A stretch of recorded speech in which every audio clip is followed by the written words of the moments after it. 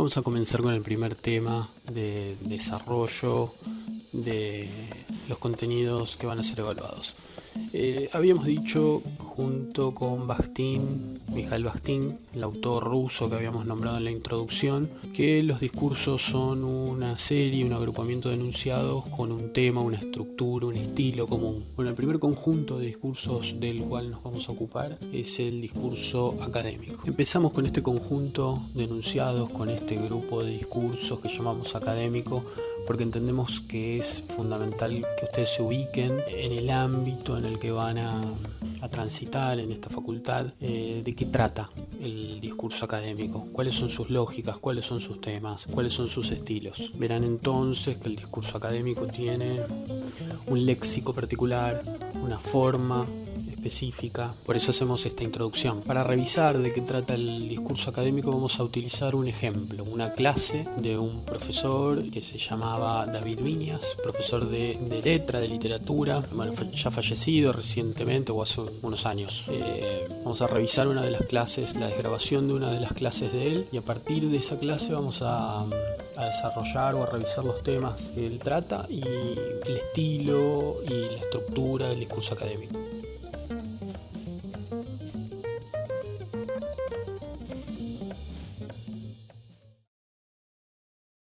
El discurso académico se ocupa de producir, construir conocimiento y también de difundirlo, comunicarlo. Es decir, esta clase que ustedes están recibiendo en esta modalidad está construida a partir del uso del lenguaje, del discurso académico. Además, el discurso académico podría ser aplicado a la producción de una publicación. Tanto la publicación como la clase se basa en conocimientos previamente adquiridos, desarrollados, pensados, publicados, legitimados, discutidos, ¿sí? Es decir, nadie por primera vez produce conocimiento en el vacío. En este sentido, el discurso académico forma parte de una red de producción de conocimiento. Una de las primeras variables de la estructura del discurso académico que podemos analizar tiene que ver con el tiempo. En este sentido, ponemos o ofrecemos, yo lo voy a poner como un link aparte, una charla TED, ¿sí? Que es una modalidad de charlas que emplea en muchos casos discurso académico, pero replica en realidad lo que podría ser una clase en su dimensión más expositiva, de exponer información hacia un auditorio, y lleva hacia un auditorio más general, más tipo teatro o stand-up, difunde, informa, comunica sobre un tema en particular. Son expertos en general en una temática.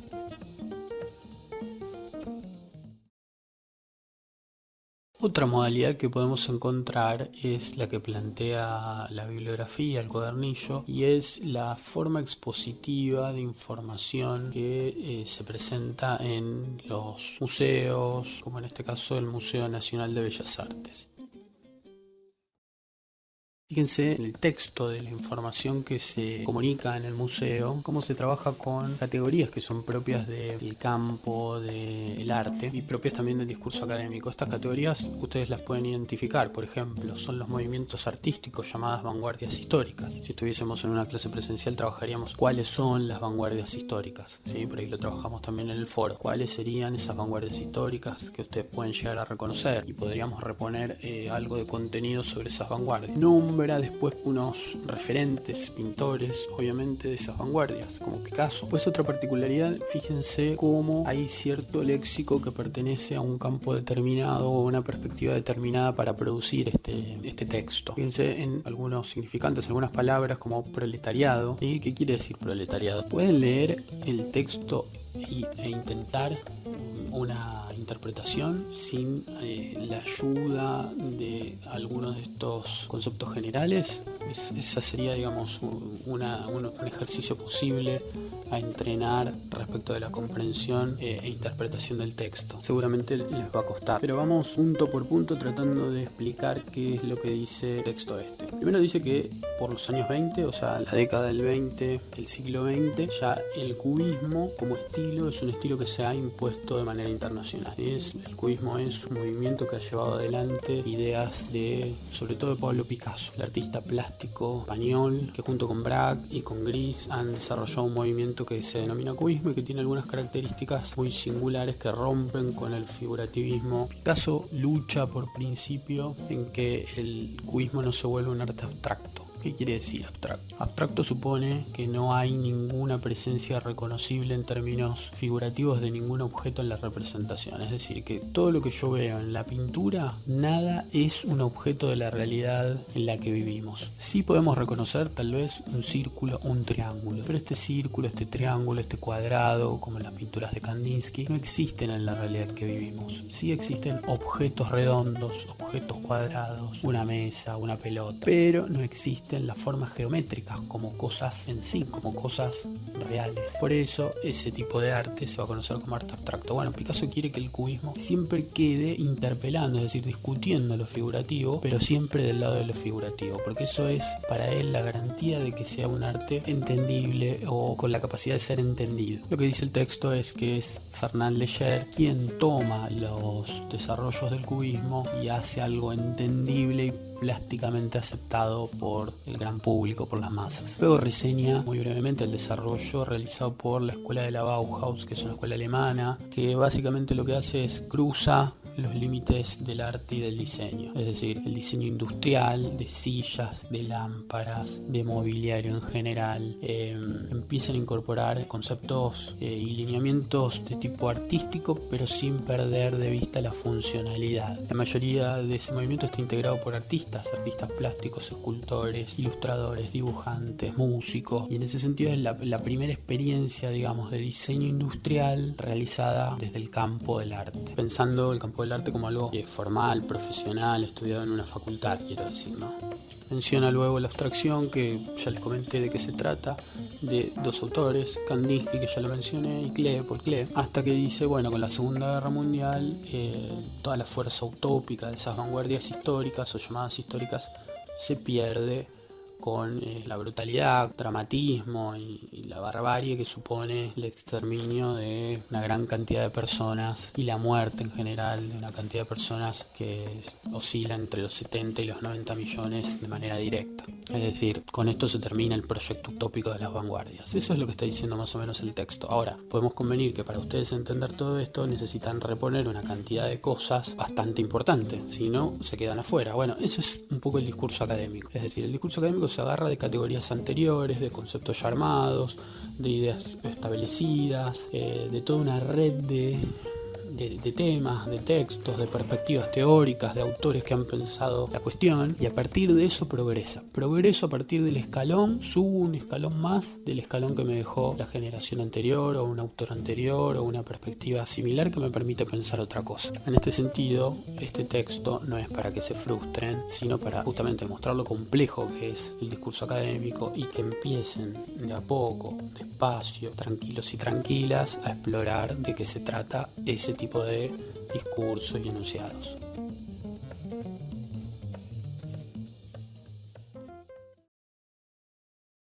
El discurso académico suele tener una temporalidad, como decíamos, en comparación con las charlas TED, que es un formato muy reducido de 15 minutos. El discurso académico, la clase, o el discurso académico en una clase, suele tener una temporalidad mucho mayor, por lo menos de 2 horas, ¿sí? Hora y media, recreos y demás. Acá estamos explorando otro tipo de temporalidad, ¿sí? Como para que también ustedes traerlo a la hora, ¿no? Al ejemplo actual que estamos desarrollando. Pero comencemos con la clase de Viñas. El profesor Viñas comienza reseñando de qué va a tratar el cuatrimestre de su clase. Como dijimos, es un profesor de letras, entonces reseña cuáles son los textos, los autores que va a trabajar. Va a trabajar Facundo, Indios Ranqueles, Martín Fierro y una de las novelas de otro autor que se apellida Cambaceres, que no es tan conocido. Es decir, también ubica en tiempo.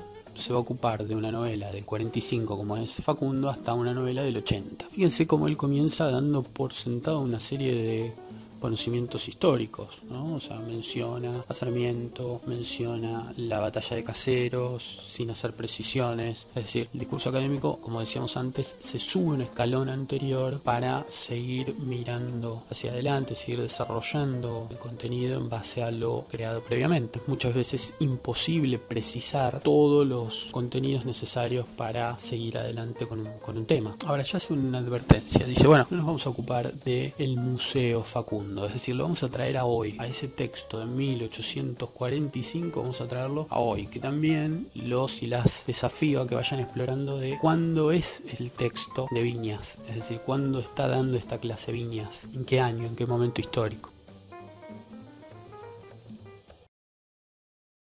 El primero que se ocupa es de Sarmiento, Domingo Faustino Sarmiento, un prócer argentino controversial, discutido, resistido, adorado, una figura con muchas contradicciones, cargado, digamos, de todo ese espíritu romántico en el Río de la Plata.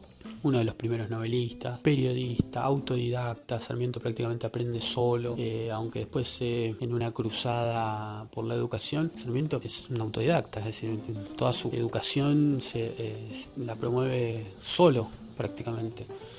Trata de entrar al Nacional Buenos Aires, acá en Ciudad de Buenos Aires, y no puede hacerlo. Tiene que estudiar en su San Juan natal. Y como bien dice Viñas, desde el 39 al 52, Sarmiento está en un espacio de oposición a Rosas, ¿sí?, que es presidente de la Confederación Argentina, gobernador de Buenos Aires, de manera alternativa va asumiendo esos cargos, y Sarmiento juega en la oposición, o sea, la oposición desde el periodismo, esmerilando la figura de Rosas, criticándolo, tratándolo de tirano, bueno, una serie, digamos, de adjetivaciones y construcciones muy propias de la prensa de la época en términos de oposición. Muy similar, por otra parte, a observaciones que actualmente puede hacer la prensa sobre determinadas corrientes políticas. Por eso, para Viñas, claramente Sarmiento procede, aunque él no es de familias, digamos, ricas, sí defiende y construye su producción periodística y discursiva desde un espacio burgués. Esa categoría, como la categoría de proletario antes que reseñamos en el Museo Nacional de Bellas Artes, en el texto que comentábamos, corresponde a un campo preciso de la producción de conocimiento sociológica, que es el marxismo. Él ve entonces en el Facundo, Viñas ve en el Facundo, en el texto que escribe Sarmiento,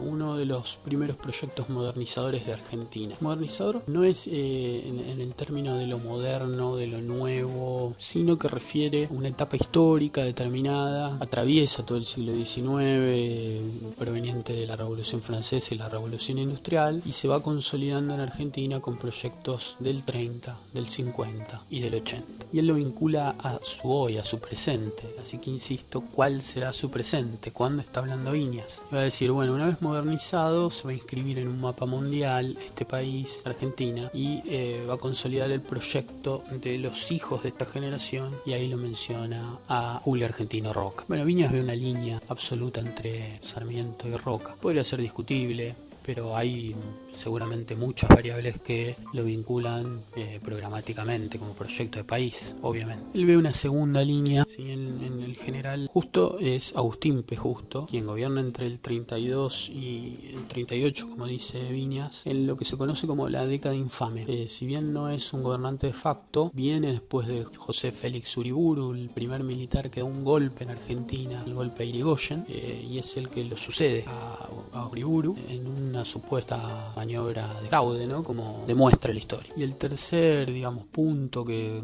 reseña en esa línea que él traza, que parte de Sarmiento, pasa por Roca, pasa por Justo y llega hasta su actualidad, que es la década del 90. Viñas está hablando desde el 93, en donde se encuentra todavía la primera presidencia de, se pueden agarrar lo que quieran, Carlos Saúl Menem. Hay que ser supersticiosos, supersticiosas.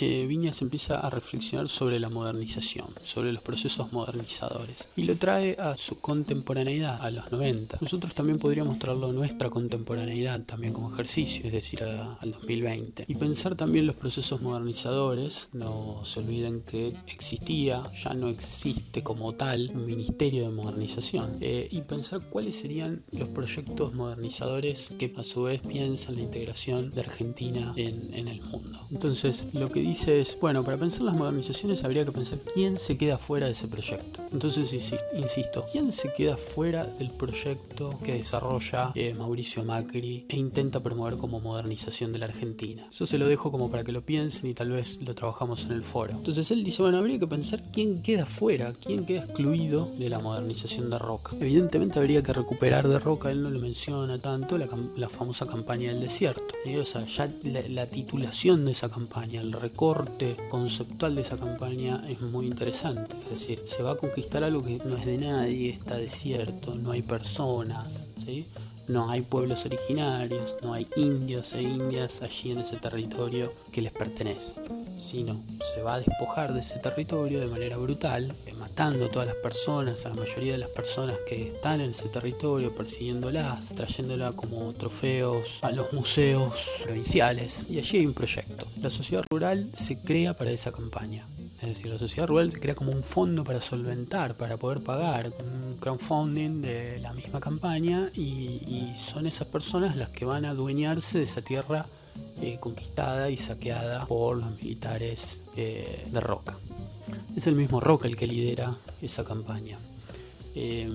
Hay un debate interesante en el Congreso argentino, de la época de Roca obviamente, en donde Aristóbulo del Valle comenta o sostiene la posibilidad de por lo menos hacer reservas como hicieron los estadounidenses en su avance por el oeste de su país. Y esto es desestimado por el Congreso argentino de ese momento. Ni siquiera hacer reservas les interesa. O sea, lo único que les interesa es avanzar sobre ese territorio y quedarse con las tierras. Eso va a consolidar evidentemente un proyecto terrateniente, un proyecto de extracción de riqueza de esa tierra, de ese territorio, que se apodera de más de 1 millón de hectáreas. El presidente de la sociedad rural de ese momento, que tiene un apellido muy emblemático de la burguesía argentina, que es Martínez de Oz, que obviamente es el pariente, el antecedente de el Martínez de Oz, ministro de Economía de la dictadura de Videla. Entonces ahí también marcamos algo que Viñas no señala, pero es parte del mismo proyecto. El proyecto continúa en la dictadura. Viñas no, como que se lo saltea, menciona justo que es una especie de dictadura, una continuación de Uriburu, no menciona la de los 70.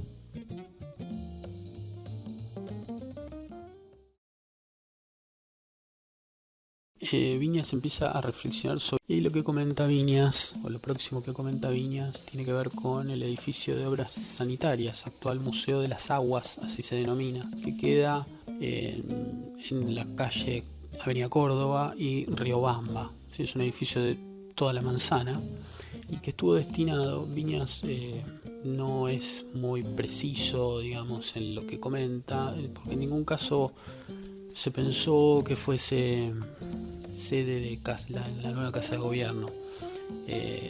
Siempre se pensó como un gran contenedor de agua, iba a ser el gran, digamos, depósito de agua de la ciudad de Buenos Aires, y tarda tanto en construirse que termina funcionando poco tiempo, ¿sí? En ese rol. Es decir, es una gran cisterna.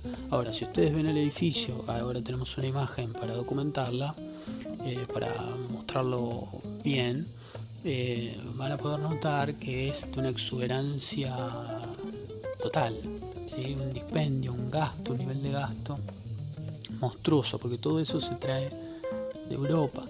Son piezas de cerámicas que se traen numeradas para colocarse en el lugar predestinado, pensado desde Bélgica, por ejemplo, que es una de sus procedencias. Son piezas que vienen esmaltadas y se monta todo el edificio que fue prefabricado de alguna manera en Europa. Entonces lo que está mostrando Viñas ahí es un proyecto de país, cómo ese proyecto de país se prefabrica en Europa. Hay una verdadera fiebre, frenesí, locura de replicar París fundamentalmente, Europa en general, París en particular y Londres en segunda medida.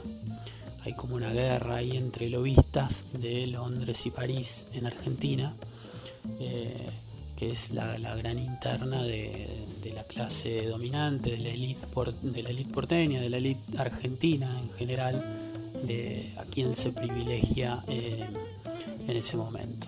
en la década del 30, ya en la década justista, con el pacto Roca-Runciman, se va a terminar privilegiando a los ingleses. Van a ganar los ingleses por sobre los franceses.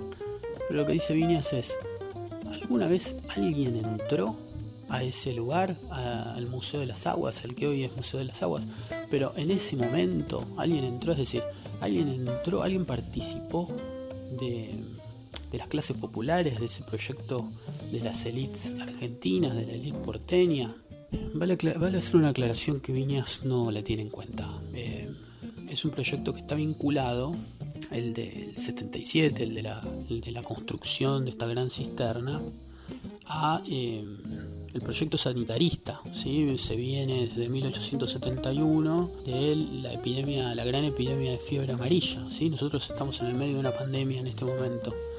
En ese momento, en 1871, la ciudad, pero todo el país, particularmente la ciudad de Buenos Aires, es asolada por una epidemia de fiebre amarilla. No sabían en ese momento cómo se contagiaba la fiebre amarilla. La fiebre amarilla es muy similar al dengue, ¿sí? El vector es un mosquito, ese mosquito viene en las ropas, en los pertrechos de los soldados que vienen de la guerra del Paraguay, ¿sí? Y esos soldados entran por el barrio de Barracas, ¿sí? por Barracas, por La Boca, y van sembrando el vector, el mosquito de la fiebre amarilla, que va asolando a toda la población porteña, que es diezmada en un 30%. Es decir, el 30% de la población porteña muere, fallece en lo que va del transcurso del año 1871.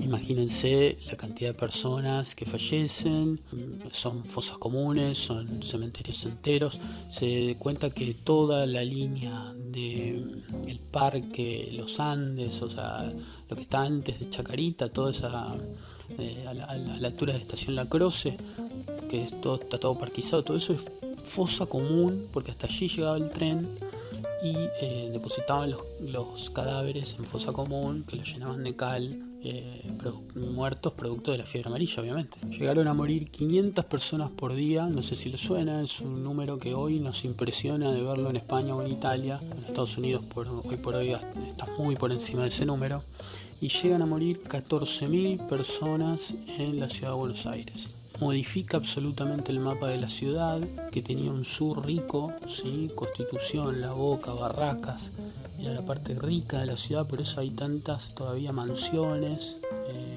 o casas, digamos, señoriales, grandes, o casas de renta incluso, y todo eso se muda al sector norte. Ahí empieza el desarrollo de Recoleta, de lo que va a ser Barrio Norte, y muy posteriormente lo que va a ser obviamente Palermo y Belgrano. Entonces transforma totalmente la fisonomía de la ciudad. Bueno, todo esto Viñas no lo menciona, pero ahí también el proyecto modernizador tiene algunas luces interesantes que tiene que ver con ocuparse del problema sanitario de una ciudad que crece en cantidad de personas y que no tiene agua potable. Entonces el proyecto de la cisterna es un proyecto absurdo por el nivel, digamos, de opulencia para una cisterna, aunque es entendible como proyecto de la época, porque todos los edificios tenían ese nivel de opulencia. Los edificios del Estado tenían ese nivel de opulencia, venían de una lógica de replicar a los palacios monárquicos europeos. Pero sí está perfecto lo que plantea Viñas, en que todo proyecto tiene una línea de desarrollo que integra a alguien, interpela a alguien y excluye, borra, ningunea, deja por fuera a otra serie de personas.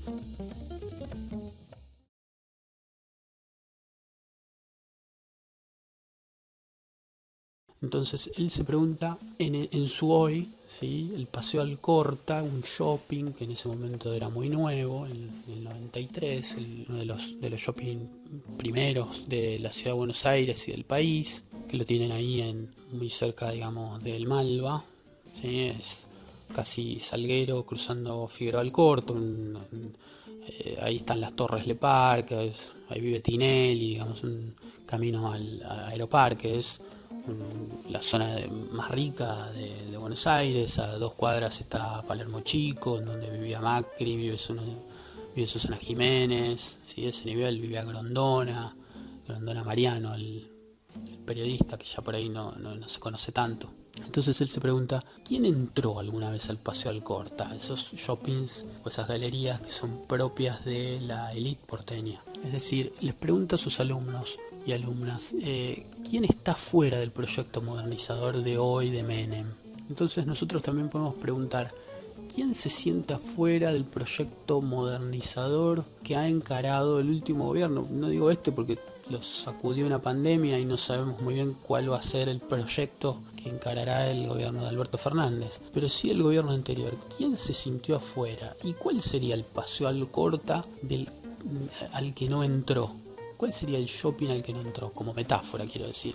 ¿Qué sería? ¿Cuál sería el lugar? ¿Cuál sería el espacio? ¿Cuál sería la forma simbólica, el acceso cultural que sintió que se le restringía, que se le escapaba, al que no podía acceder durante el gobierno del expresidente Mauricio Macri? Ese va a ser un ejercicio del foro, ¿no? También a saber cómo ustedes sintieron, si es que lo sintieron, no hay, digamos, obligación de sentirlo, la exclusión en sus cuerpos, en sus deseos, en sus necesidades.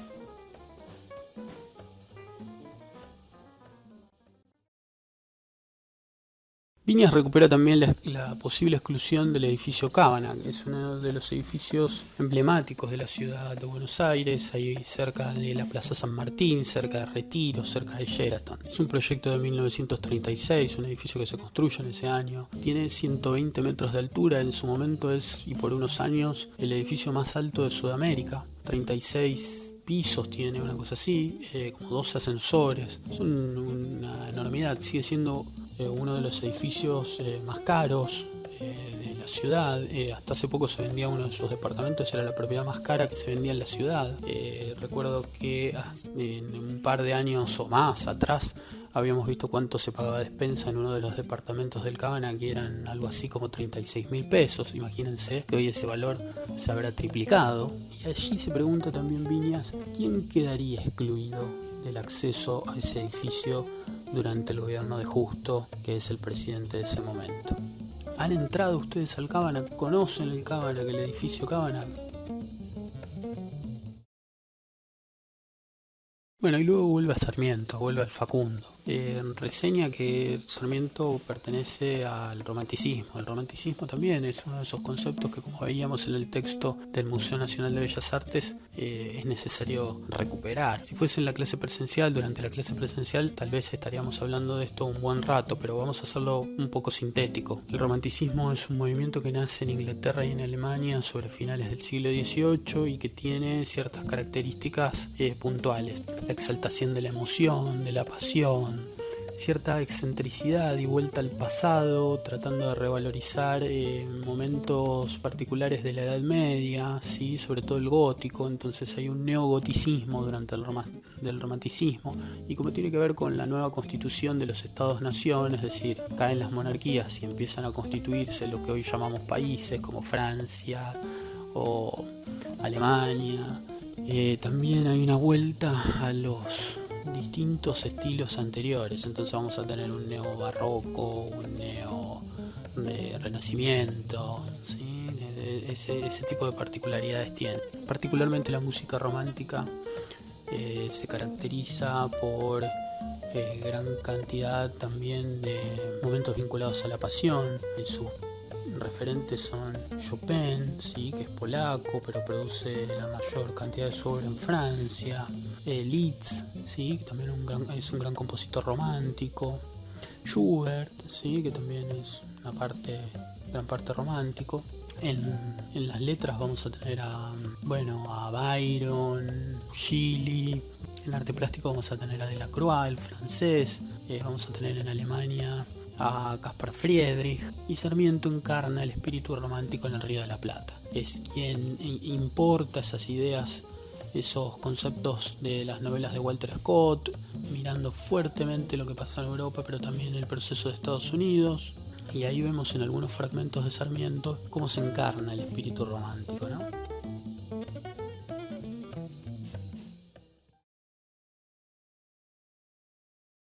Y Viñas señala la antítesis, es decir, la contradicción más que nada, ¿no? O sea, Sarmiento Aparece, como bien dice Viñas, en el periódico El Sonda, ¿sí? Que tiene nombre de viento, un viento molesto que zumba, aunque eran nombres muy comunes, así como mosquito, como tábano, es decir, esa presencia de los primeros medios masivos de comunicación siempre era molesta para las autoridades de cualquier distrito.